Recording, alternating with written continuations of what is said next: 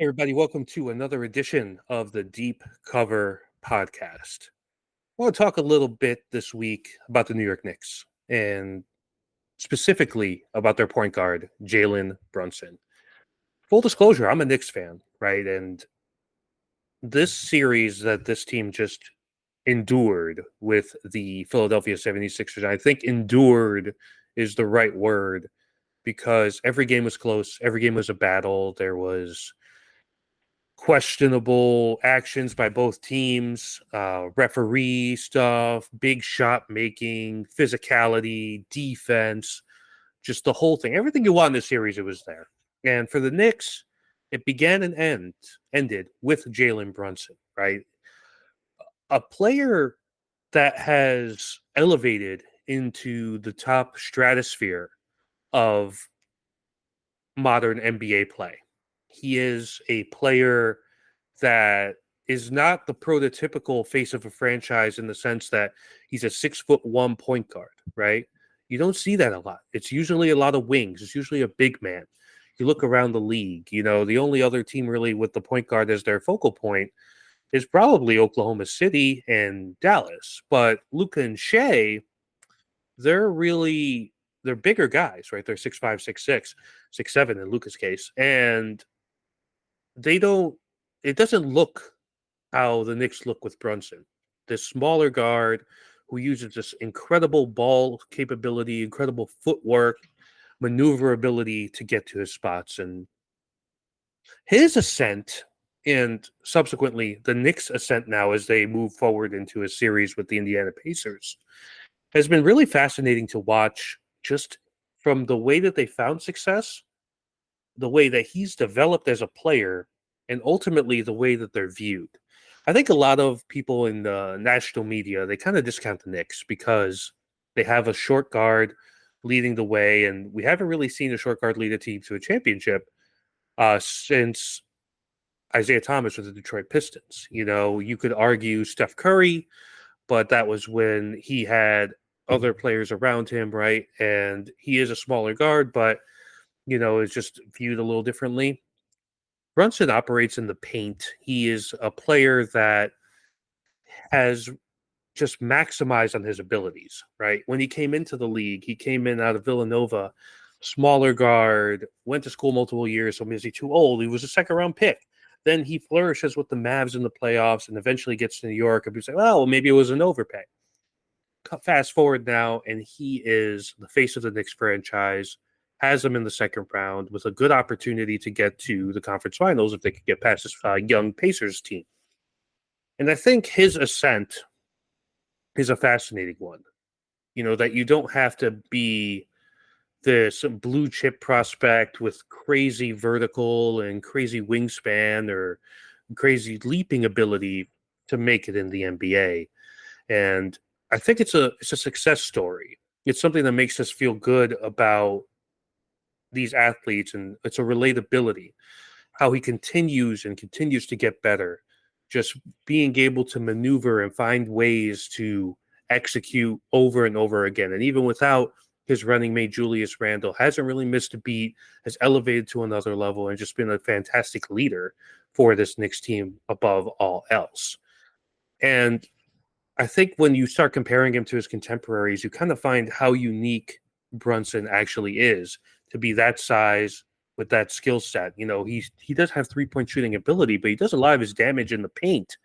And this team has kind of mirrored him in the sense of they're very physical, smart, and never really give up. And I think his ascent has been one of the better stories in the NBA in the past couple of years. To talk more about Jalen Brunson this week, I'm joined by Stacy Patton of the Strickland. Stacy is also a Knicks fan, and he covers the Knicks on a weekly podcast for the Strickland. They're a great publication for Knicks fans. Make sure you check them out. And we kind of go deep on Jalen Brunson, what we thought of him coming in, what we thought of him when he joined the Knicks, how he's been able to elevate beyond, and ultimately where he ranks all time as a Knicks player. So it's a great conversation with Stacy. We talk about a lot of stuff Knicks related and a lot of stuff about Jalen Brunson and his elevation into stardom. So Join me right after the break here. I'll be talking to Stacy Patton from the Strickland.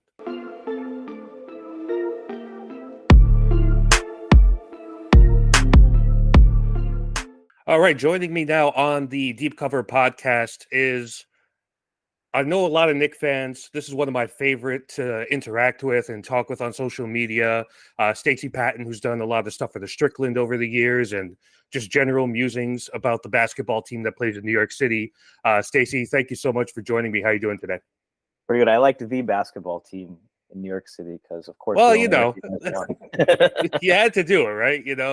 Especially when the Knicks are up right now, you kind of have to, put that little jab in the wound, I guess, so to speak. But they are the basketball team in New York City. I think we all know that, right? It's no disrespect to the Brooklyn Nets, but it's. Oh, I mean the disrespect, but no. Sorry, what I should have said is no disrespect. We are wrong on that, right? There is another team that made the finals. And so New York has another great basketball team. That's the Liberty, and definitely no disrespect to the Liberty. No disrespect. There's two teams there, but there you go. The men's NBA team in New York City. There you go. Perfect. I wanted to get Stacy on here because if you've been watching the NBA playoffs and you watched that Knicks Sixers series in the first round, which I think was, fanhood aside, the best series of the first round. It's been one of the best series, I think, in the last few years. Like, it's a first round game, but they were really the second and third best teams, I think, in the East. So. Yeah, it felt like it didn't feel like a first round series, right? It felt like, a second round series or maybe even the conference final type energy. And we were treated to 6 great games, and Jalen Brunson was magnificent in most of those games. And so we kind of wanted to talk about the Knicks point guard and go a little long on that. And I thought Stacy, who watches just about every Knicks game, just like I do, has a lot of thoughts about that. So we're just going to dive right into it. And I want to start. I know neither of us are like super heavy draft guys, but Jalen obviously went to Villanova, stayed there for multiple years, won a couple titles, had a great college career. Doesn't go in the draft until the second round. And, it's not like the NFL where you could be a 5th round pick and then turn into a Pro Bowler. And that happens more often than most people would like to think. In basketball, there's a couple exceptions. Obviously, Nikola Jokic comes to mind, but usually when you're a second round pick, you're not really ascending into stardom like that, right? So when you kind of saw him entering the league and with Dallas, I know we kind of mentioned the name Tyus Jones before we started recording. I mean, was the thought really that he was just going to be a decent guy, right? Just a decent point guard in this league? Yeah, I mean, and I think there's nothing wrong with that. I thought it was a good pick when Dallas made it. Because I understood why he went later, because I didn't see him as I didn't see this. I'll say that. Right. I don't think most people did, outside of maybe Jalen Brunson's close friends and family. Mm-hmm. But I saw, like Tyus Jones. Like Tyus Jones is a good, really good backup point guard on a contending team, like he was in Memphis. Mm-hmm. And he's still a good starter, but usually on a bad team. He's probably not a starter on a contending team, but he's probably capable of it if he's playing like with a LeBron or something. Which is, by the way, like I don't think that's shade, and I think I saw Brunson as very high floor. Like he's gonna last 10 years. Which, by the way, if you get that in the second round, you get that at the end of the first, you get that sometimes in the mid first. You take that. We Knicks fans, right. We know that, right? So, like, there's nothing wrong with getting a quality, good rotation player, but that is what I thought he would be out of the draft, and it sounds like you're pretty similar. Yeah, it's a weird thing with the draft, right? Because the NBA now prioritizes length and youth, right? 2 things that Jalen didn't have a ton of, in comparison to the other people coming out. He wasn't a 6'5", crazy wingspan, hyper freak athlete at 19, right? But he was, he was the intangibles, the winning, all that stuff was there. And that's where, like, you see it, like you think about, like with Denver, with the guys they've taken in the draft recently, because they've been really good. They're not picking high in the lottery, and they're getting guys who've been in college 3-4 years, Christian Brown, that sort of guy. And they've been kind of molded them into good functional rotation guys who could play at a high level right away. And that's what I kind of thought Jalen would be. I was like, yeah, the good pedigree under Jay Wright at Villanova. and he would just get into the league and be a solid point guard.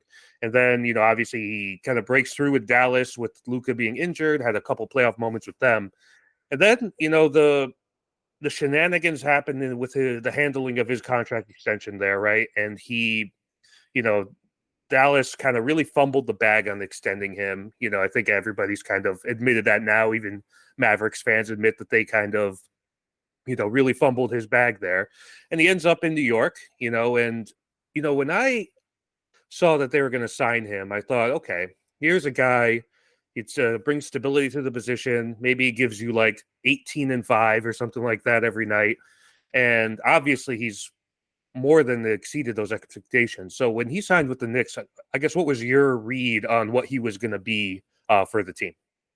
Yeah, I'm gonna toot my own horn here. I had a tweet after he signed, and I watched some more film of it. I had seen him, and he did have some really good games against the Knicks. Like I could already see once he gets that 10, 16-foot area, it's current. I had a tweet where I said he's going to average 25 and 7. And at the time, a lot of it had everything from like, nah, you're crazy, to people being like, I want him to be more of a distributor, like 18 and 10 would be better or whatever. I don't want him to take that much usage. Randall's still the guy, whatever. Mm-hmm. And he averaged 24 and 6 his first year. And this year he was 29 and almost 7 assists. So if you want to say he was 6.7, if he hasn't quite hit the 7 assist mark, guilty. I was too optimistic, clearly. But no, my expectation, I mean, he is the best ball handler. Like, I'm talking about actual ball handling skills. You take Kyrie and you take Steph and Chris Paul, and he is right close to that. I think he has a lot of similarities in terms of just the pace and all of that with Chris Paul. It's not a comparison that's made a lot because Chris Paul was more of a distributor. The mid-range game, the pace, not having those hyper-athletic abilities, and the ball handling. I think that's what people like. He can just create space, and he had a great pull-up midi. And I saw that his three-point shooting, there was a lot of room to scale up. And when you look at a guy who has improved every year, I was like, he gets that three-point rate up, then yeah, like 25 points is definitely not out of the question, especially since he's not playing with Luka anymore. Not to say that I think a lot of people, and I think the thing beyond that was even with Luka out, he faced Donovan Mitchell in what would become a recurring theme. He faced Donovan Mitchell in the playoffs, and Luka was out for the first 3 games. So they lost game 1 at home. Game 2, he drops 41. Which allowed Luka talked about this recently on a pod with JJ Redick, and he said, and he dropped 41 on you could say Donovan Mitchell isn't the greatest defender, but they had Rudy Gobert, and that's a playoff game. When somebody can do that in the playoffs, and just the way he was getting it, he took more pull-up threes in the playoffs, which I think foreshadowed what was to come. So my expectations were pretty high, and I said that as a guy who, and everyone was criticizing the contract. I had always wanted Quickly to get a shot before that. I'm always been a big Quickly guy. But when they signed Brunson, I was like, nah, I mean, we're adding a really good player. I think he when he played with Quickly, they were great together. I wish we saw more of that, but the trade worked out pretty well, I would say. Yeah. We could do another pod on OG Anunoby. But to answer your question, my expectations were pretty high, and even then he exceeded those. And the only other thing I'll add, going back to kind of the college question, I probably also I'm a big Michigan fan. So I watched that final game, and Jalen Brunson, the first 2, Michigan had a great defender named Xavier Simpson. He's played in the G League and gotten some, fringe NBA minutes on like lottery teams. But, they had a great defender in Xavier Simpson. The first 2 trips, Jalen Brunson takes in the post and hits that turnaround that has become his trademark. And then he didn't do much the rest of the game. It was another guy who you may have heard of named Dante DiVincenzo, who ended up pouring in 31 points. And after that game, I was like, what I took from it, I was like, oh, I thought Jalen Brunson was player of the year. Like, that wasn't that impressive. What I should have taken away is that, like, he created the kind of offense, and he was willing to defer to DiVincenzo when he had the hot hand, as you've seen him do very recently again, right? So I should have probably, if I underrated something about him out of college, it was definitely just how much being able to control the game like that matters. And but when he came to the Knicks, my expectations were pretty high, and I thought as it was kind of all unfolding, it was just I was back and forth. I was like, oh, we're going to get him, and then like the Rick Brunson piece kind of evolved, and then it was like, well, maybe Dallas is going to keep him because of this great playoff run, and eventually he comes to New York because he wants to be the guy, right? Or at least the guy B, 1A, 1B with Julius at the time. Obviously, it was Julius's team when he kind of came aboard, and he's overtaken that. I don't think the biggest Julius Randle defender, will openly admit that it's That's Jalen not a knock Brunson's on team. Julius. I mean, Yeah, it's not a knock on Julius. Yeah, exactly. So the funny thing is, it's like wings have dominated the league really ever since Jordan. And, you see like the up and coming guys, Anthony Edwards, for example, it's always going to be this rangy wing who could kind of defend multiple positions. That's kind of what a lot of teams are building around, unless you're the Spurs and you get Victor Wembanyama in the draft, right? But that's a whole other discussion. Obviously, Jalen is not that, right? He's a shorter point guard. Again, we talked about the lack of like high-end speed type of thing. We think he's very quick, but he's not like De'Aaron Fox, right? That kind of thing. So, Max, right? We just or saw Maxi, that. right? Who we just saw exactly. So, what do you think kind of sets him apart from his contemporaries at the point guard position in the league right now? Yeah. I mean, I think I'll keep hammering it. Point the ball handling. Like the guy has the ball on a string. Mm-hmm. And so like you say, the quickness, footwork matters, obviously. But it comes down to these micro skills. How great can you be elite at handling the ball? Because that's what opens up everything. Mm-hmm. Can you shoot the ball well, right? He is an excellent shooter. He is not Steph. And I think there's still, as much as I don't want to be critical, he's closer to an average pull-up three-point shooter. He gets them off a lot, Mm-hmm. but that's not like his best skill. He's a great pull-up mid-range shooter. But micro skills, ball handling, ball transfer, if you're a great ball handler, by the way, you can keep your head up even on drives. So that allows him to find guys, right? I think what was most impressive or less talked about, he averaged 9 assists in that series. Mm-hmm. He averaged double-digit assists on the road. So I would say, one, definitely ball handling. 2, I think you mentioned this in your notes, footwork for sure. And I think that combination also is enabled by his balance. We don't think of this as an athletic trait. He has incredible balance. I have to imagine his core strength, like he could probably plank for an hour. Like to get off all of those shots, to take the contact. It's those micro skills, and then there is what's between the ears. He's not the greatest passer, I don't think, but he makes the right play. He can read defenders. He can anticipate what's going on. And that's what you need. He has more of a scoring bend. And also between the ears, it's just that he gets better every year. He very quickly processes what he does wrong. He's very quick to admit his mistakes after every game. And we saw it. Like after game 5, he openly admitted, that's on me. Not just that one play that everyone remembers where he threw it out of bounds, but generally his process down the stretch wasn't good. And he just continues to get better. So I would say ball handling, footwork, balance, and what's between the ears. And it's funny because I think whenever a star comes in an unusual form, that becomes with the draft, that becomes the hot prospect to compare people to, right? Draymond Green comes into the league, didn't look like he was going to be a star, becomes a star. So every 6'6", 6'7" guy who played like power forward or center in college, Xavier Tillman, all these guys, this could be the next Draymond Green.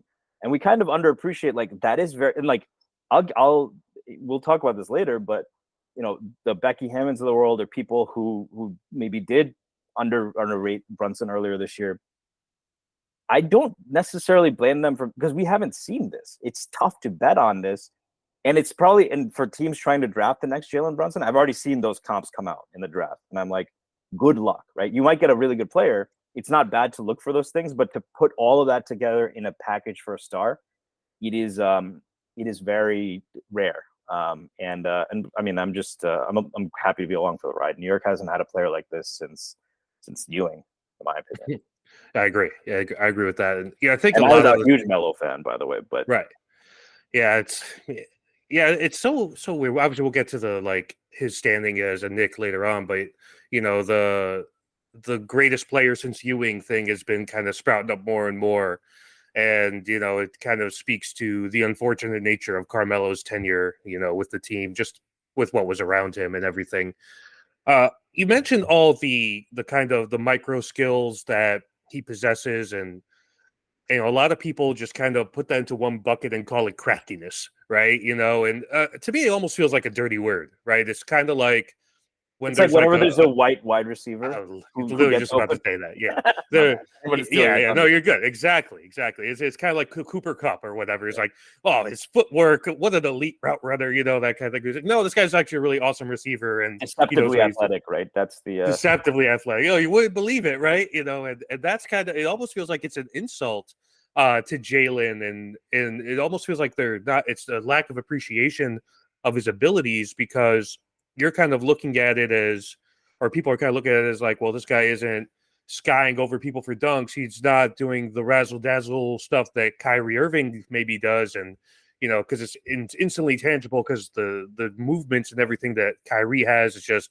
it's something beautiful to behold. Whereas with Jalen, it's like, it's a lot more, wear you down footwork stuff, and just using his kind of, like you said, his just mental is just through the roof. So, I mean, do you think that's kind of contributed to a lot of people maybe on the national media scale kind of maybe writing him off a bit in terms of, what he can do for this team? Yeah, I think that's a great way to put it, because I mentioned ball handling. I don't think people describe Kyrie Irving. The first thing that comes to mind isn't craftiness. Now, you can argue he's a flashier ball handler than Brunson, but a lot that is skill, right? Brunson is extremely mid-range shooting, 3-point shoot. No one's describing DeMar DeRozan as crafty. Right. I think I think with the national media, again, you're not supposed to be able to do this, right? Chris Paul, I think everyone mentions, small guards, AI, Isaiah Thomas. AI and Isaiah Thomas were known as freak athletes, right? Especially AI, obviously. Steph is known as a great shooter. And Brunson doesn't look like anyone we've seen who's performed at this level. And so, I can understand why there would be skepticism if you don't watch him every night. If you don't just say that at some point production is just production. There's the production is just production. And there's been a lot of, I think a lot of coaches, you had Brian Windhorst with that comment, he uses the dark arts. There's been some controversy about his officiating. He doesn't draw many more fouls than other players of his caliber.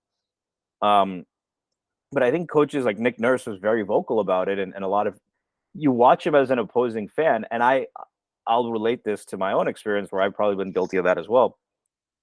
He's doing this to our team. Why? We have a great defense. Kelly Oubre is not a player I like.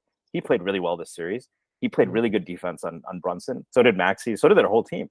How is he still doing this? It has to be these foul tricks, right? It has to be some witchcraft, right? Which it's tough to admit that you got beat. And I think I went through the same thing with Trae Young when we faced them. Yeah. Now, before Knicks fans get out the pitchfork, I think Trae Young goes way over and beyond anything Brunson does to get fouls. I think what Brunson does is this is how all NBA players play. Mm-hmm. I think you're not allowed to jump back, right? Like that move that a lot of people complain about. One, in Game 6, both the times what Sixers fans complained about, it looked like he went straight up. And if you don't go straight up, you're leaning forward, you're off balance. So that is the only way to get that shot off correctly, right? Mm-hmm. Yeah. So that's not necessarily, but you can say he does. I think what the bigger egregious thing is on defense, he will die on some screens just to get the charge call. So you want to complain about, but I think it really is breaking. I did a tweet thread about this. It's really breaking people's brains because this isn't supposed to happen. And furthermore, the Knicks as a team have broken all of these assumptions that people had. The assumption was you either have to tank or you have to get a guy like LeBron in free agency. The idea that you could just incrementally get better without tanking and competing every night, and then adding a guy like Brunson, it was conventional wisdom that you cannot win at this level, even with a guy like Brunson, without great athletic ability, without size, not a Steph level shooter, although he's a pretty damn good shooter. So it's really breaking people's brains, and they have to come up with but that's what we do. I mean, I think you're pretty well read, as I can see, so you know about all of our cognitive biases. And I would, if he was on another team, I'd probably be doing some of the same things. I do with Halliburton, probably. I don't think I give Halliburton enough credit. I probably call him crafty and in those kind of things more than I would admit that he's really skilled. And the fact that he developed a step back three when he didn't take any in college is impressive. So when we see something we don't expect, we come up with those kind of explanations to say I wasn't wrong. This is just a weird thing, right? So yeah, the term like foul merchant, foul grifter, dark arts, all that stuff is thrown out there. But if you think about who gets accused of that, it's the great offensive players in the league. James Harden in his prime obviously was maybe the OG of being accused of that, of the I think there's a little more merit there, but yeah. There is, and you kind of look at it as like ultimately it's a mental understanding of what is and isn't going to be called, what you can and can't get away with. And I kind of, after some reflection, because I don't get super overly emotional one way or another, at least not publicly, over games and but like I was watching the stuff Embiid was doing, and I'm not even talking about the pulling of Mitch's leg, none of that stuff, just like the way he would hunt for fouls and stuff like that. And I was just kept on, like, in group chats, I was like, oh, this foul merchant, blah blah blah blah, and I'm just like, you take a step back, he's like, that's what the good offensive players do. They know how to get the whistle. Going back to Jordan and Kobe, right? They live. Yeah, right, exactly. They knew exactly how to get there, and it goes both ways, because these guys also get fouled for a reason. Yes, some of it may be hunting it, but also it's tough to defend them without fouling, right? So exactly. And for Jalen, it's not as much as, like, in Embiid's case, he's just so physically imposing, with a wide skill set, outside of what a traditional big you might be used to. With Jalen, obviously, it's the maneuverability and finding the spots and everything like that. It becomes impossible to defend. And then so the low-hanging fruit for an opposing fan base is like, oh, he's just a foul grifter, and it's I think it's a compliment, to the skills that he's kind of honed over the years here. Because if you don't get to the line, like, I think, like, Anthony Edwards and Timberwolves fans are complaining about that earlier in the year. It's like, oh, Ant never gets a call. And I was like, well, he's still only 22. He hasn't gotten there yet. I think he'll get there eventually, sooner rather than later, of being able to constantly get himself to the line and know what works and what doesn't work in this league and what he could get away with officiating. I do want to kind of. I want to add something there. Yeah. One, I agree, and I think Knicks fans, on the flip side, we complain that Brunson doesn't get enough calls, right? Tibbs had that press conference where he was like, "You got fouled. You got fouled." Tibbs has been hilarious this year, but that'll also come with Brunson as he establishes himself, right? Some of that is the credibility. But I do want to say, like what you were just saying, when you're hearing these things, it's upsetting to us. But you have to remember, it is a good thing, right? Because the phrase, first they laugh at you, right? That the Knicks were laughed at for years and years when that contract came up. I mean, that first Woj tweet when they signed him, to look at the replies is really funny now. Everyone called it an overpay. First they laugh at you, then they ignore you, right? The Knicks were not getting credit until Kendrick Perkins started speaking up. God bless him. Yeah. And first they laugh at you, then they ignore you, then they fight you. Now everyone is fighting the Knicks, right? They're sending tapes to the league. Everyone on social media is very loudly, Brunson is overrated. They have to scream it. And then the last step, we'll see if they can get there, but then you win. Yeah, let's hope so, right? Why don't you jump into, you alluded to earlier, the Becky Hammond 1A comments, the stuff that Candace Parker had said, the stuff that I don't want to point only at the female broadcasters. Draymond who's kind of said, oh, Kenny whatever. Smith, Kenny Smith had the thing where he said Paolo Banchero was better and Brunson is never the best. But if you take what Kenny Smith said at face value, he said Brunson he's always the second best player when they step on the court, which would imply that Kyle Kuzma is better than Brunson. So even 6 months ago, that was more than a year ago, that was a crazy statement. So but Kenny Smith, to his credit, has walked it back a little bit. But well, they eventually all walk it back when you win, right? That's how you shut them up, right? And that's the way it goes. But the sentiment is, I think that, well, this guy can't be the best player on the championship team. But the goalposts will continually move where you win a couple playoff series. It's like, well, what we actually meant was, get to a conference finals or get to a finals before we're ready to crown you like that. And obviously the history of small guards being a face of a team. You mentioned AI, Isaiah Thomas, Steph Curry, these type of guys. It's those are generally the exception, not the rule. When Oscar Robertson won the title, it was because he had Kareem with him, and everybody kind of views that and as even he was 6'5", right? So, even it was a bigger guy, right? in a But smaller era, right? So yeah. And so, is it? But has this kind of just jumping to the whole, well, he's never going to be the lead on a high functioning team thing, has it been proven to be incorrect, or is that still TBD because they haven't gotten to a conference final or a final yet? I think that's a pretty loaded question. Let me put it like this.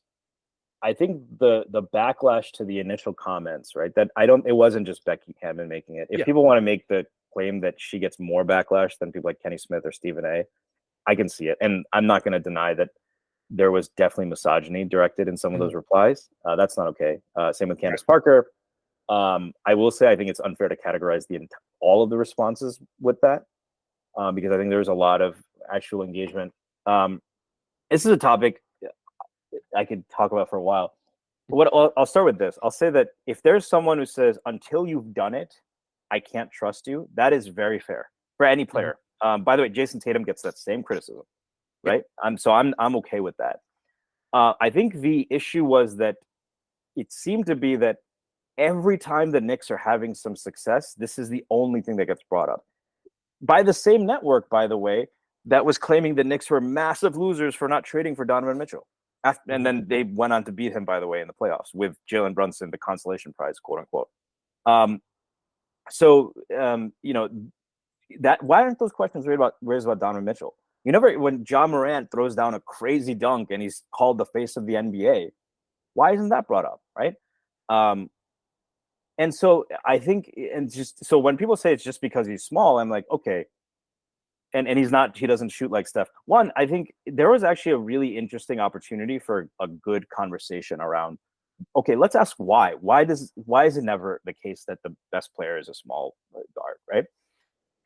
And I think you might come up with some interesting answers. One, my thesis has always been part of the reason why the Knicks have been able to be more successful is that they do have Brunson on a really good contract. If you remember when the Warriors got lucky because Steph had, the iffy ankles early in his career. So they signed him for, in today's terms, it's a Dante DiVincenzo contract, but even for that time, they got him for $11 million a year for 4 years. That allowed them to get Iguodala, who was very important to that finals run. Later on, they ended up having to pay Steph, and they've just been at a luxury tax team, and they still won one. So if you want to say that Steph is just different, that's fine. But I think that what's important is that when you have a guy like that on a not that crazy contract, you can surround him with the kind of, because I think the biggest thing, what's accurate, is that small guys will get picked on defense, right? The Sixers did it at times in the playoffs, even to Brunson, but we're able to, because we didn't sacrifice everything in terms of assets or money, we're able to go out and get a guy like OG Anunoby. You're able to pair him in the regular season with a guy like Julius Randle. You're able to pay Mitchell Robinson $15. That would be a great contract. There you go. Not for him, but $8 million to Isaiah Hartenstein. You're able to do these things because you're not investing everything. Whereas it's tougher with, once they get the max, right? And that's why the Knicks window is very interesting. They're going to have to pay Brunson and Randall very soon. So both are up for extension this offseason. So it wouldn't kick in until a year after, but that's also why I think a trade happens this offseason, but we don't have to talk about that. Ironically, I do think Donovan Mitchell is the guy they end up going after. I want to pause you right there. I kind of would like you to expand upon that a little bit. So the Donovan Mitchell thing, a lot of people, the criticism is, defensively, a backcourt with him and Brunson is just untenable, or maybe it's a reproduction of what he already has in Cleveland with Darius Garland. Why would you think that would be the answer for the Knicks front office perspective? Yeah, I think it's a very fair point. The first point I'll make is we've seen a small backcourt work with Brunson, right? We've seen him play next to Dante DiVincenzo, who is taller than Mitchell, but Mitchell has a much longer wingspan. This year, Mitchell actually, by the way, played really good defense. And by the way, I don't think it's the fact they had a small defensive backcourt that's killed them. They were the number one defensive team last year. Their defensive rating against the Knicks, even in that series, was really good. Mitchell struggled against Brunson, but even Brunson, his efficiency skyrocketed in the Miami series, was not that great against Cleveland. That I think was part of the Candace Parker thing, by the way. She said he was great in the first round, not so great in the second. It was actually the reverse because he finished with 31, 38, 41 in the Miami series. And in the Cleveland series, he struggled to shoot. They had great defense. So one, I think that you've seen a small backcourt succeed with DiVincenzo, with Quickly, and Mitchell has shown that when engaged, he's capable of being that defender. And even if you don't buy that, he's shown that he can thrive. Like you can have a great defense with Mitchell playing next to another small guard, and we have the pieces to do that. We have OG Anunoby. Number two, I mean, Devin Booker is the other name that gets thrown around a lot now. He's under contract for 5 years. That will cost everything. That probably costs you Julius. That definitely costs you McBride, which I think is the new Quickly, by the way, in terms of assets. I think Quickly is a better player, but McBride on that contract versus Quickly having to be paid, I would argue the value is pretty close to that. So it's going to cost you everything. It costs you Mitch probably too. Which not to say they have to keep all of these guys, but again, if you're putting them all in one deal, then that leaves you little leverage. Whereas Mitchell, now that he's going to have only 1 year left in his contract, that it's just you would imagine it's maybe 1 or 2 first. I don't even think they'd have to go up dues. It's probably one. You could probably get it done. Like there aren't a whole lot. Like Miami thinks they're getting him for Tyler Hero, which good luck. You could probably get him for Mitchell Robinson, Bogdanovich, and I mean maybe you'd have to reroute Robinson because they already have Jared Allen and Mobley. Right. But you can get him for those guys and like a pick or two, and still have the flexibility to make another Josh Hart type move, right? So I think from that level, I think Booker's a better player than Mitchell, and it erases. There would still be some questions in certain matchups. You never want to only have 2 small guards, but I think that's the cost benefit really favors a Mitchell trade. Yeah, it's really interesting because I think most people were because they go, we got to get some sort of another wing or whatever the case, a bigger player to pair with Brunson. And I just think they need someone else who, they need someone else to create, right? The problems are that Brunson has to do everything, and that's not to take away from the role players, but they play a very specific role and they have to play it all the time. And when he goes to he can't rest, right? There is no backcourt, especially with the loss of IQ now. There is no one who even he struggled in the playoffs. They need someone else. If they had Julius, it would have been great to get some data. Can he do this in the playoffs? Because I think he can now. It was unfair to just judge him on, his first series as the guy with no help, really. And then his second series where, he was hurt, our second playoffs where he was hurt, but we don't know, right? So they need someone else to be able to create offense. And then if you have 48 minutes of a high level creator, now you're cooking. Yeah, I think that's kind of the next step for this team, right? And you really would have liked to see what, Julius and Jalen and OG kind of that. I mean, that trio. They were what, 13-1 before? Yeah, they look like title contenders for a very short window, before the injuries started happening. They blew out. What was crazy is they blew out Denver by 38. Yeah, Hartenstein and Mitch were both out. They were starting Precious. They were playing Jericho Sims minutes against Nikola Jokic. And they won by 38. They blew out the Sixers with that team too. But getting back to the 1A thing a little bit. So in some sense, I think they have been proven. I think Candace was proven wrong because she's like, it seemed like she was saying he can't produce like this against the physical defense. He's only faced elite defenses as a Knick. Cleveland, top defense last year. Miami, seventh ranked defense. Also, Bam is a defensive player. I mean, Knicks fans do not like Bam. I don't like Bam. He is one of the 2 or 3 best defenders in the league, and you have a guy named Eric Spoelstra calling the shots. The Sixers were an elite defensive team. They defended Brunson probably better than anyone else in the regular season, and he is. So in that sense, I think the comments are not great. But if you just want to say my blanket standard is until you do it, I don't trust you, and there are people who have been consistent in that, right? Giannis did not get that credit until he did it. Mm-hmm. Steph, I mean, Charles Barkley, he grabs on the Knicks a lot. He was constantly on the Warriors are a jump shooting team. They can't win like that, right? They didn't give Steph that credit. They did not give LeBron that credit until he won in Miami. So in that sense, I'm okay with saying that until you do it. But just because he's short and just saying that I'll give certain other players the benefit of the doubt, that's where I think the problems come in.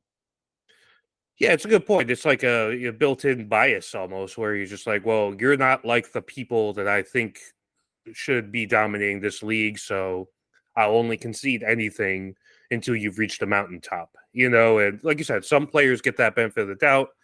Other players like Jalen do not. You mentioned Carmelo Anthony earlier, and as I know it's a little disingenuous maybe to kind of talk about like all-time great Knicks at this point where Jalen's probably going to be here for a little bit longer once they ink an extension, hopefully.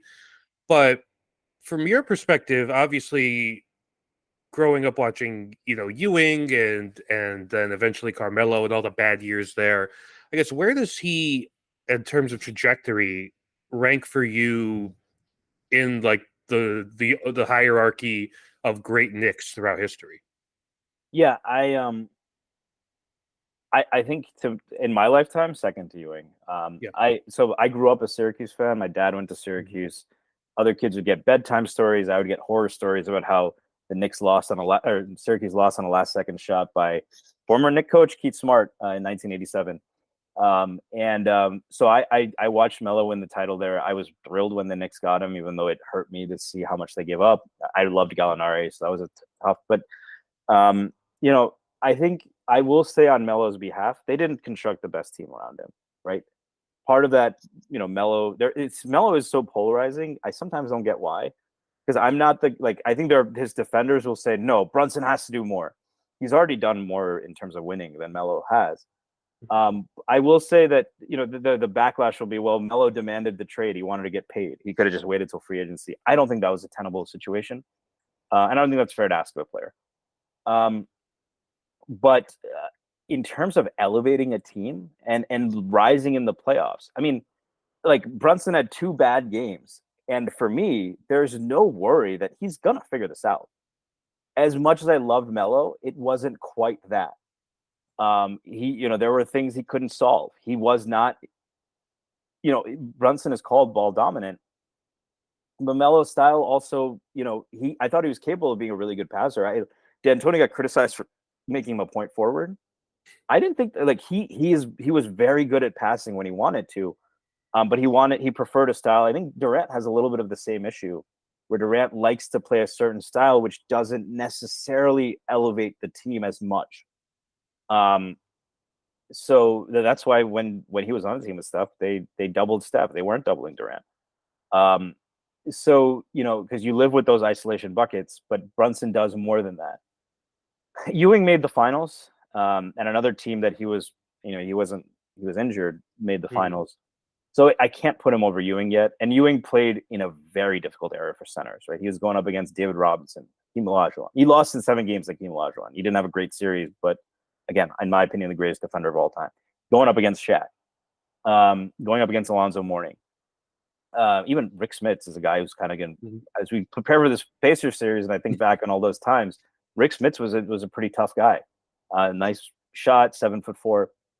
So I can't put him over Ewing yet, but someone asked about the rankings. I actually forgot Willis Reed, which old heads can definitely come at me for that. That is a bad omission.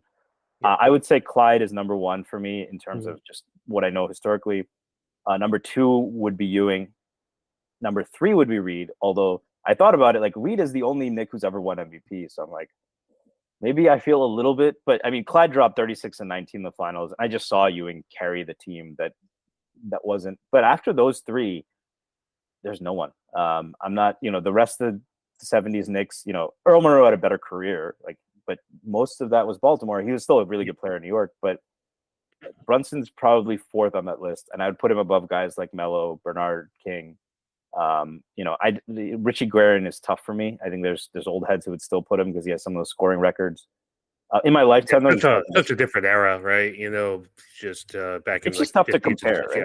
Yeah. I think the plumbers and firefighter stuff is as obnoxious and inaccurate to me as the some of the opposite, where the old heads are like, these guys LeBron could never have survived the 80s. Like, okay, man. But he's the second best Knick I've seen in my lifetime. I don't think that's too arguable. I'm curious your thoughts on that. Yeah, so obviously I grew up on Ewing as well. Just because I was just kind of thinking about, I'm writing this piece about like how we connect to certain teams with our personal lives. and I'm making a corollary to the 2020, 2021 Knicks with the Julius by himself season, and why I hold that team in such high regard when a lot of people might not. And it reminded me of when my first memory of the Knicks was in the finals when the OJ car chase was happening. I was like 7 years old, and I was just like, that was one of the first memories I have. And so after that, obviously, I watched Ewing from there, and you kind of, when you deep dive into Ewing, he's just, I think, a clear number two. If somebody wants to put Willis Reed over him, I'm not mad about that. Reed, obviously, like you mentioned, the MVP. That era of Knicks basketball, obviously, the last time they won a title is kind of sacred to a lot of Knicks fans of a certain age. And they played a certain way, right? They shared the Yeah. ball. They were pioneers of team defense. So I think it was a team the whole league, I think, fell in love with, unless you really 100%. Yeah, 100%. So I think you had it right. I think you probably go Clyde 1, Ewing 2, just because of what he dealt with. And I mean, let's be honest here. If it's not for Michael Jordan, maybe he has a title, and it's kind of tough when arguably the greatest player of all time is in his prime when you're in your prime. It's a difficult situation to deal with, and I mean, it's kind of what Kevin Durant has dealt with, right? In a sense, with LeBron and stuff. If you take away the Golden State years, which whatever, but well, it's what LeBron dealt with Golden State, right? Yeah, there you go, right? Yeah, exactly. It's just like, I mean, he might have is it the LeBron era or is it the Steph era, right? Or Steph / KD era, but yeah, I think it goes Clyde, Ewing, Reed, and then you get into Bernard, Guerin, Carmelo, and Brunson. And I think Brunson's cleared Bernard after this series, because he just broke his playoff scoring record in a single game. So, and I think he's cleared Melo just because of the success. And it's a little unfortunate, I think, to Carmelo because of the roster construction. And, Jalen has benefited. The East is also better right now. I think that's worth mentioning. Agreed. Yeah, it is. And, while Brunson has benefited from a competent front office, is no taking that away from Carmelo's argument. I still think that, you're looking at a player that is taking his team to a higher level, a higher ceiling in Jalen than Carmelo did. So I think he's over him. And the Richie Guerin thing is so tough to classify him because it's such a long time ago. But yeah, I think 4 is right about there. I think I'm curious what it would take to get him into that top 3. I guess that's like, is it a title? Because then you say, well, Willis also won a title. It's just kind of like a weird situation. Does he elevate past Ewing? I don't know. It's just such a weird thing about how a title changes everything. Not saying they're going to win the title this year, or I don't know if we'll ever see Jalen Brunson lead this team to a title. I hope he does. But it's just an interesting thought exercise, I think, to have. Yeah, I mean, a lot of my favorite players never won one. Like Iverson was the first guy I patterned my game after. I think now that I'm aging, the fact that these kids, they love to shoot threes and move the ball, and I grew up playground 1-on-1, right? So, those Sonics teams are some of my favorites, man. Gary Payton, Sean Kemp. I think that to get if he wins the title, he's challenging Clyde, which is crazy to say. Yeah. Clyde dropped 36 and 19. It's just insane in Game 7. Without his co-star Willis Reed, by the way. But I think that if he wins the title, he's in the conversation for number 1.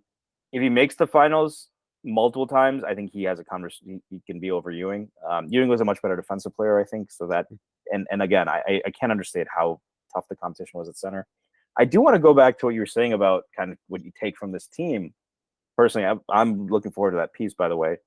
I had kind of a tweet thread about this, but I feel like that a lot about this team, and it sounds a little corny or whatever, but we have to think, like, I've had to reflect, like, especially after last year after we lost to the Heat, I really lost my shit. And I was like, this is the best they've done. Like, why are you, and what are you getting out of sports if the lows are so low? And and I felt the same way when Michigan lost to TCU that same year, right? But this was also the most success I'd ever seen those teams have as a fan. So I think you have to take something from sports, right? And I look at this team and I look at Brunson, and you kind of alluded to this before. They respect you when you win. So, and it seems like, he had this interview with Jimmy Fallon, and Jimmy Fallon pulled out all of these, shout out. Oh, I forget his name. There's a guy on Knicks Twitter whose Deadspin article got brought up on the Jimmy Fallon show. But it's all these.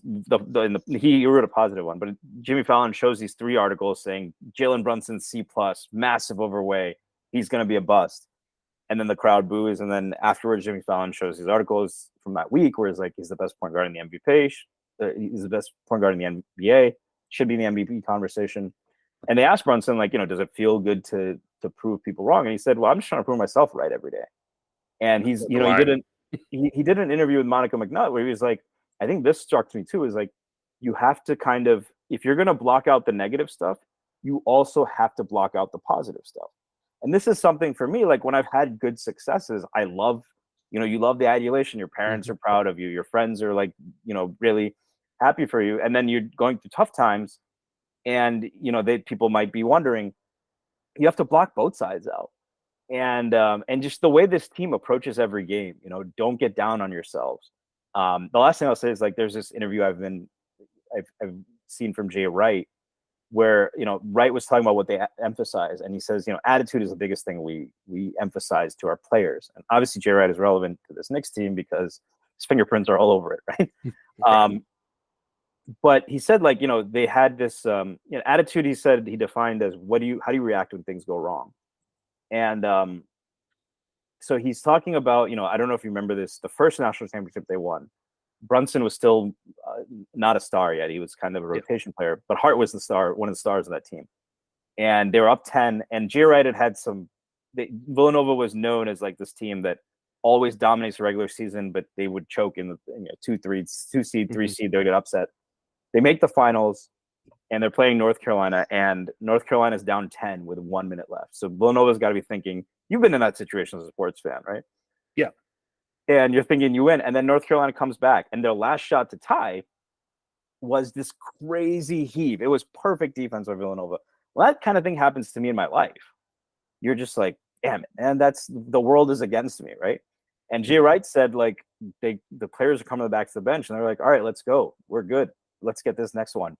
And that, small things like that. But he said, like, I felt like we won the game, like whether we won the game or not, that was enough for me. Like, we did our job. Like, we built this, and you can see it, right? Like, after game 5, that was a gut punch, I'm sure, to all of them. For Brunson, after he threw that pass away, you could see how distraught he was.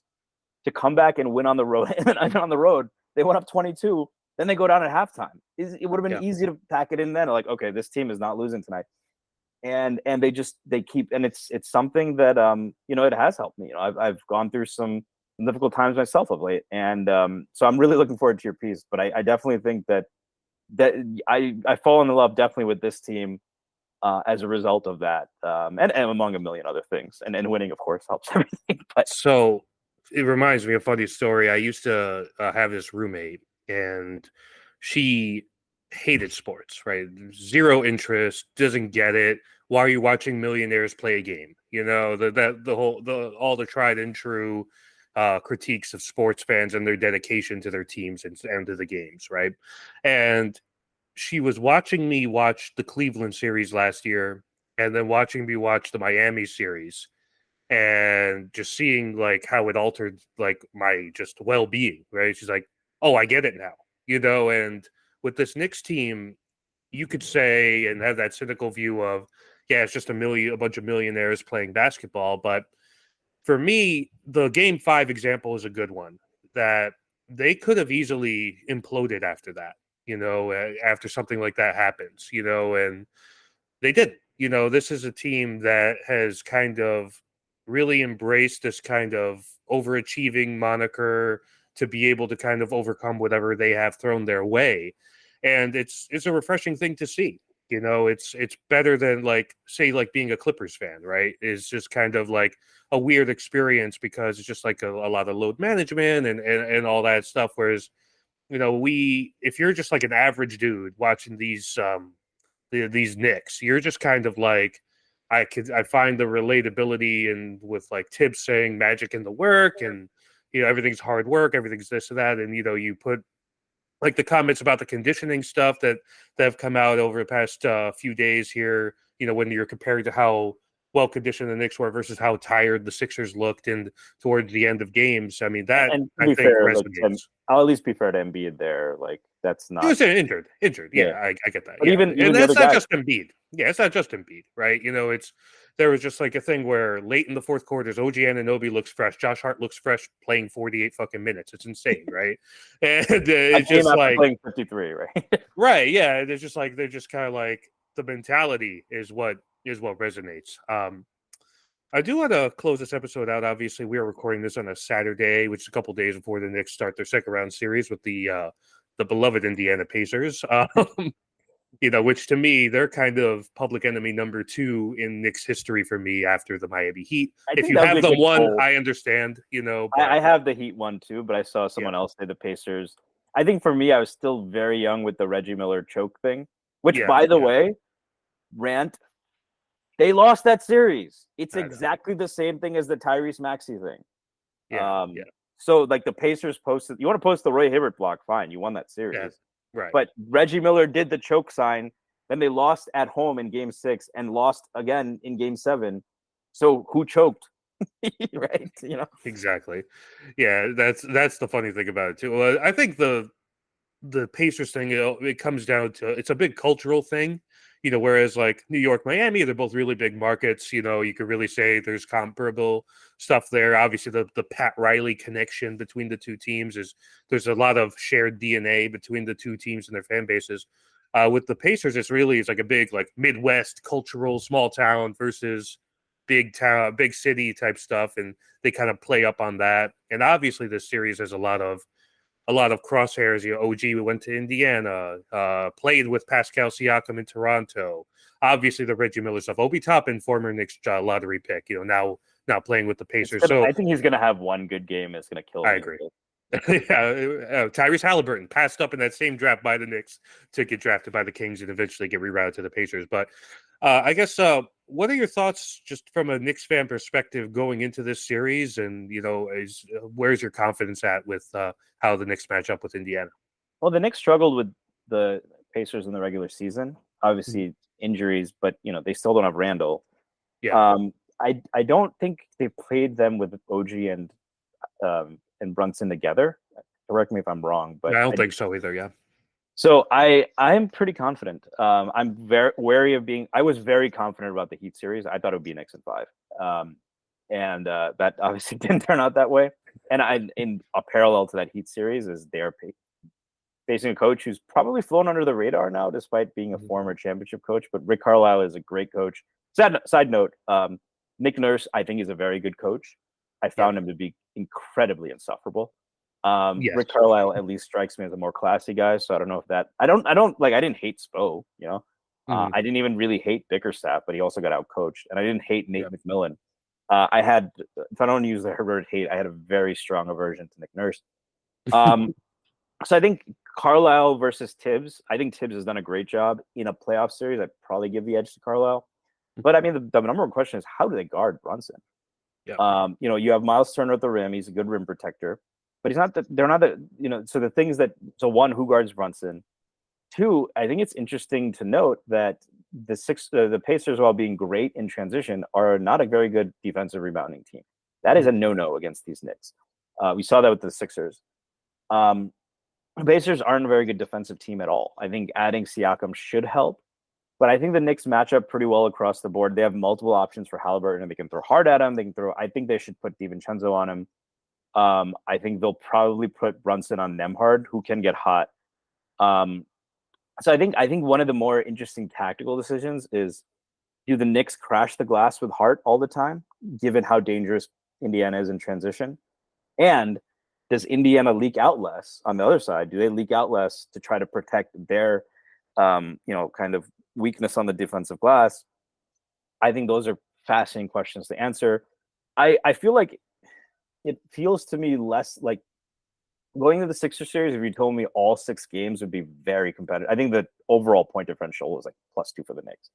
All of them, besides kind of game 3 was a 7-point game late. So those are all. I think we could get a long series that is the opposite of that. where the Pacers get hot from three a couple of games, and maybe they run up a big lead, and the Knicks just don't have enough offense to come back. And I think we get the opposite, where the Pacers are missing, and they just can't stop the Knicks. So you get a bunch of I think there'll be more blowouts this series. But my prediction, conservatively, is Knicks in 6. But I wouldn't be shocked I would be more shocked by the Pacers winning, period, than the Knicks sweeping. I'm curious to what you think on that too. Yeah, it's my big curiosity is how OG is going to be deployed defensively with Siakam and Halliburton. I'm assuming they're going to put him on Siakam for familiarity purposes. He used to practice with the guy. You would imagine he knows some of his tendencies. And OG himself has alluded to that in a couple cryptic comments, and one of the few times I've ever heard OG speak. Just real quiet. He was more evocative in that. After that dunk, he was amped. Hey, he was amped the whole game. Look, maybe that's what it needed. But I hate to kind of write off the Pacers, but I feel like such a young team winning a playoff series is like the big accomplishment for them. And I sometimes wonder if when a young team, I worry about this with Oklahoma City, as they kind of prepare with their series against Dallas, it's just like, does the youth catch up to you where the moment kind of becomes a little big, or are you going to just say F the moment and do what Oklahoma City did in the early days of Harden and Westbrook and Durant? And just start ripping through the conference. So I feel confident. I think 5 or 6 is about right. I'll probably say 6. I'm assuming there's going to be a crazy Halliburton game, a crazy Siakam game. And I also, the two things I think that worry me the most, I just hate playing teams with stretch fives. You saw it with Embiid. It's not even that Mitch or Hartenstein are that bad at defending those. But when you have a dynamic guard like Maxey or Halliburton, you want to help. And you also we want our bigs at the rim. If you're playing Josh Hart, as great as he is, and he's a great rotation defender, it's still a 6'5" guy defending a layup at that point. You have OG, that mitigates some of it. So a Miles Turner game, I think, could happen. And he was shooting the ball really well against Milwaukee. And the other thing is that the Knicks are down now. They're not playing Precious. I'm curious to think Precious is going to play because they didn't play him after Mitch came back, which I thought was a mistake. It's tough to question after you win, but I thought Precious was really good. But so if Precious isn't playing, they have 7 guys. They're going to play Alec Burks. And, if somebody else does get hurt, I think one of the centers, they can withstand it. Mitch more so than Hartenstein. But if Josh Hart has to miss a game, that is trouble. They have like zero margin for any of that right now. So those are the two things I think that do worry me quite a bit. Yeah, that's fair. And I think we could see maybe, like you mentioned, Precious or Alec Burks, one of those guys getting slotted, because the Pacers are relatively deep as well. And they've utilized some of their, like, obviously had like huge games from Toppin and McConnell in their closeout game against Milwaukee. And I just look at it as like, they kind of got by Milwaukee, obviously without Giannis for the whole series, and with the hobbled Dame Lillard for half of it. He had some Achilles type injury that was flaring up, and he obviously wasn't himself. He was still productive, and I think you got to put your trust in Brunson here. And he's obviously we've been talking about him this whole pod, and it's only right to bring it back to him. He's the key, right? And I think he'll be able to get a lot of what he wants against this Indiana defense, which is not as good as the Philly defense, like you mentioned. And, it should be a fun series. Obviously, I don't look forward to Reggie Miller potentially being on the call for one of these games, because you already know he will be. And he will be insufferable and start saying, hey, remember that time I had a big moment with Spike Lee at MSG? And we'll see video montages of the choke stuff and all that. So that'll be fun. But, yeah, I'm looking up that MSG, but there's been a couple of games where they only show it on national. And I remember the last game I watched, Game 6, and they were great on the call, Clyde and Breen. But then I went back and watched that Iron Eagle call on the OG dunk, which is pretty awesome. And I was like, man, like Iron Eagle is actually one of the guys I really like. And so if there was that game that had to be, I have to watch the national broadcast, I would have preferred that one. Yeah, I think they're going to be doing. I think the first round you get the local broadcasts, and then second round on it shifts to national, if I'm not mistaken. So and maybe we get a big OG dunk, and we get Kevin Harlan to leap out of his skin or something like that. That'll be fun, and at least it'll make it a little bit more tolerable to have to deal with Reggie Miller, or maybe they'll have Jamal Crawford on there, so to cut the Reggie Miller aspect a little bit. So we'll Gus see. Johnson, I know you're not an MSG, you don't get MSG, but Gus Johnson doing the calls has been. I mean, I don't know if you watch too much Michigan football, but he did this year. He's done all the Michigan Ohio State games the last 3 years, and they've been winning.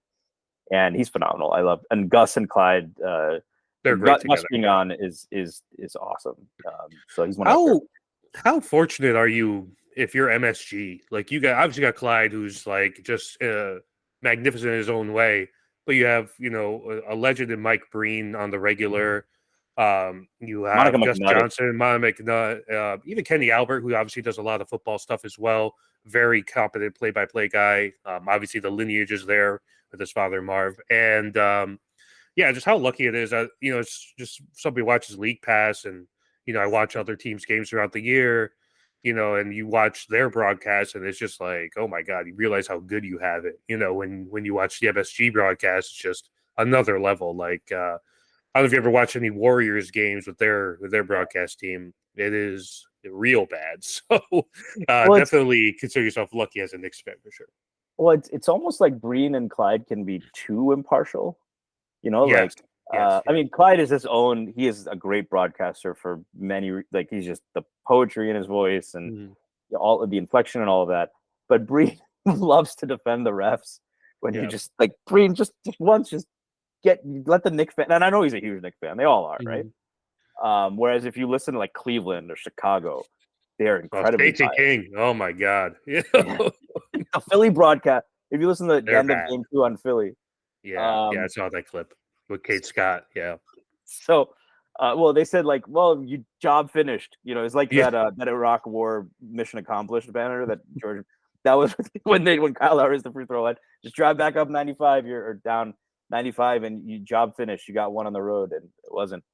But no, I mean they're two of the greats. It's gonna be sad when they're no longer there. I think Monica McNutt is probably getting a little too big for MSG too. If she's not gonna be on the I think she's probably gonna be full-time ESPN or TNT or I don't know if NBC gets this deal. I would be very strongly trying to poach her. Yes. I think she is going to get poached unless Clyde retires and they put her on the broadcast full-time. But we are lucky. It's just been a fun, awesome season, and that's one thing that's made it better, and that's one thing that made it easier to get through some of the tough times. Part of what made Linsanity special was we had Breen and Clyde on that broadcast. I thought they handled it extremely well. Yeah, it's a great point, and we definitely as Knicks fans are incredibly lucky. Stacey, I am incredibly lucky that you joined me today. So just thank you again for hopping on the pod. Always a pleasure talking with you at length. Obviously, if anybody wants to follow you on Twitter /X, where could they keep up with you at? Yeah, no, I'm lucky to be on, and thanks for having me. I was really excited when you messaged me. You can find me at Stacy Patton 89. Stacy Patton 89. I'm a contributor at the Strickland. I do a weekly podcast with Schwinny Poo. If you follow me, probably follow Schwinny Poo. So we do the Pod Strickland podcast on Mondays. We'll be dropping one before the game, I think, or right after. And he does, follow the Strickland as well. There's a ton of great content, a lot of better writers than me. And especially this playoff run, we're lucky to have a guy named Matt Miranda, who has been writing our recaps, and he's a writer. So it's been a lot of fun after the game when you win, and then you get to read, the way he puts it in. But this was a blast, Omar. Thanks for having me on. All right, Stacey, thank you again for coming on, and thank you everybody for tuning in for another episode of Deep Cover Podcast. You can subscribe to the podcast on Apple Podcasts, Spotify, or directly on Substack at deepcover.substack.com. We will see you all next week, and thanks for tuning in.